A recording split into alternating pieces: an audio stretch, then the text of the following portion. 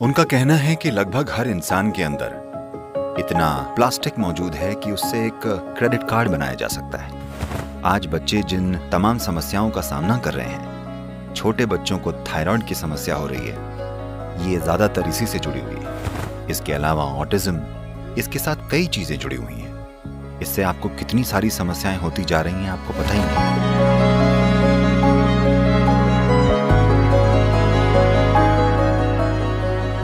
तो सद्गुरु, आपका अधिकांश काम स्थायी समाधानों की ओर है, पर आपका बहुत सारा काम मानव चेतना को ऊंचा उठाने के लिए भी है। एक आदमी या छोटा व्यवसाय या समुदाय या समाज इसमें क्या भूमिका निभा सकते हैं? देखिए, ये दो अलग अलग चीजें नहीं हैं। इंसानों का जागरूकता के साथ जीना और स्थायी समाधान, ये दो अलग अलग चीजें नहीं हैं। जैसे हम चीजें कर रहे हैं, वैसे इन्हें लंबे समय तक कायम नहीं रखा जा सकता। ऐसा सिर्फ इसलिए है क्योंकि हम जागरूक नहीं हैं। हम इस धरती पर अपने काम सचेतन तरीके से नहीं कर रहे हैं। हर किसी की अपनी मजबूरियां हैं, लोगों की मजबूरियां हैं, समाजों की मजबूरियां हैं, देशों की मजबूरियां हैं, दुनिया की सच्चाई की अपनी मजबूरियां हैं। इन मजबूरियों को पूरा करने के लिए हम ऐसी चीजें कर रहे हैं जो हमारे वजूद की बुनियाद ही छीन ले रही हैं। ये पंचतंत्र की उस कहानी की तरह है जिसमें एक आदमी डाल के उल्टे छोर पर बैठा है और उसे ही काट रहा है। वो उसे काटे जा रहा है क्योंकि वो सफल होना चाहता है, और जब वो सफल होगा वो गिर पड़ेगा। हम भी वही हैं। हम इस तरह की बेवकूफ़ी भरी चीजें कर रहे हैं कि जब हम सफल होंगे हम गिर पड़ेंगे। सही बात है। हम में से हर एक को अपने जीवन को ऐसा बनाना चाहिए कि आज हम क्या इस्तेमाल कर रहे हैं, ये कहाँ जाएगा। इतनी चेतना तो हो।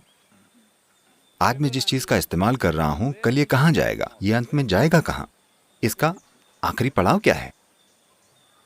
अब एक जरूरी बात यह है कि भारत में एक देश के तौर पर हम एक कपड़ा पैदा करने वाला देश रहे हैं सैकड़ों हजारों सालों से। एक समय था जब हम पूरे यूरोप और अरब को कपड़े पहनाते थे। असल में 60% कपड़े भारत से आते थे। इस ग्रह पर ऐसे बेहतरीन कपड़े किसी ने नहीं बनाए।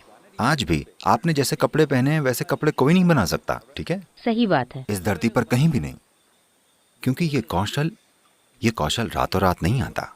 ये कोई ऐसी चीज नहीं है कि आप 4 सालों के लिए किसी टेक्सटाइल कोर्स में जाकर इसे सीख सकें। ये एक ऐसी चीज है जो सहज तरीके से विकसित हुई है। हर एक इलाके में उनके पास अलग अलग तरह की बुनाई वाले कपड़े थे, अलग अलग तरह के रंग थे। उनके पास जो भी लोकल सामान था उससे उन्होंने बहुत ही बेहतरीन कपड़े बनाए। 132 से ज्यादा प्रकार के अलग अलग बुनावटें इस सदी की शुरुआत में मौजूद थीं। अभी उनमें से लगभग 65 से 70% खात्मे के कगार पर हैं। हम इस पर कुछ प्रयास कर रहे हैं, हम इस बारे में बाद में बात करेंगे। लेकिन कपड़ा चीजों को करने का हमारा तरीका रहा है, हमें वापस उस पर जाना होगा। असल में ब्रिटिश काल के दौरान इसे बिगाड़ा गया, जब वो बड़े कायदे से भारतीय वस्त्रों की ताकत को तोड़ देना चाह रहे थे, क्योंकि वो मैनचेस्टर को खड़ा करना चाहते थे, जो उन्होंने सफलतापूर्वक किया भी, ठीक है? अब लोग बड़े गर्व से कोयम्बतूर को भारत का मैनचेस्टर कहते हैं।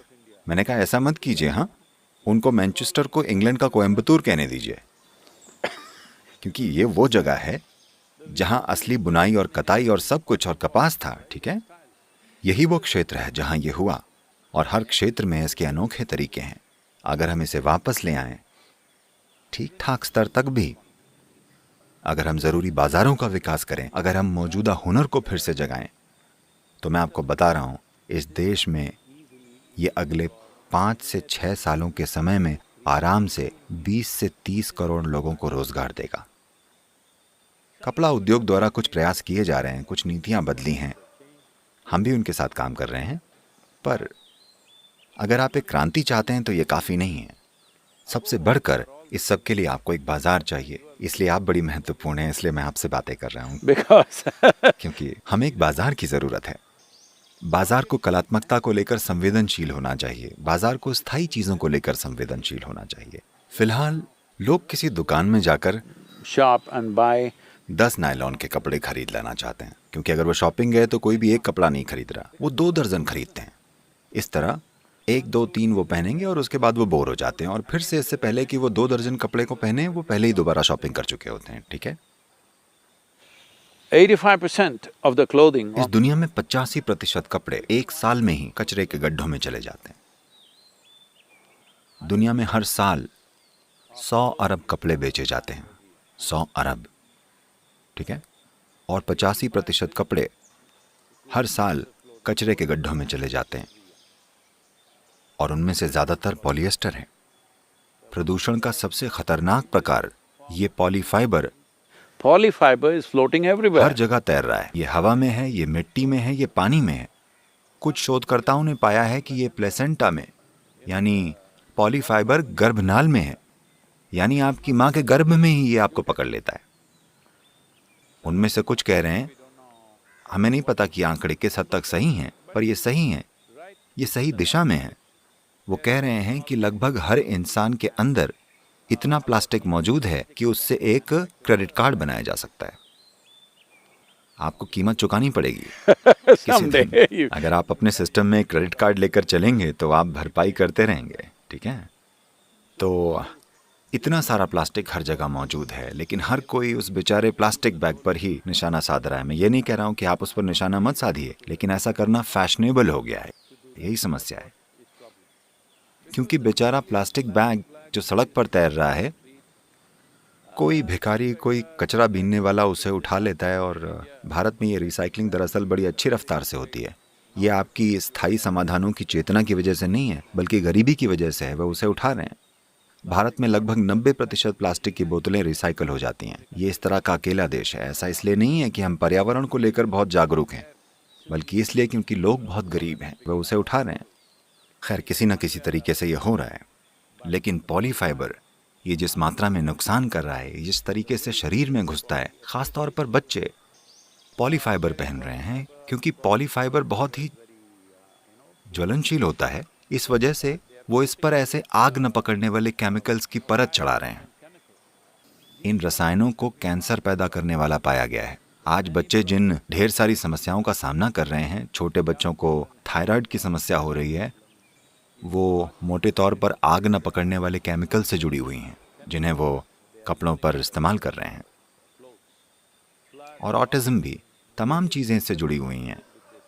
आपको इससे कितनी समस्याएं हो रही हैं आपको पता भी नहीं है, लेकिन ये तय है कि कई सारी बीमारियां आपकी ओर बढ़ रही हैं।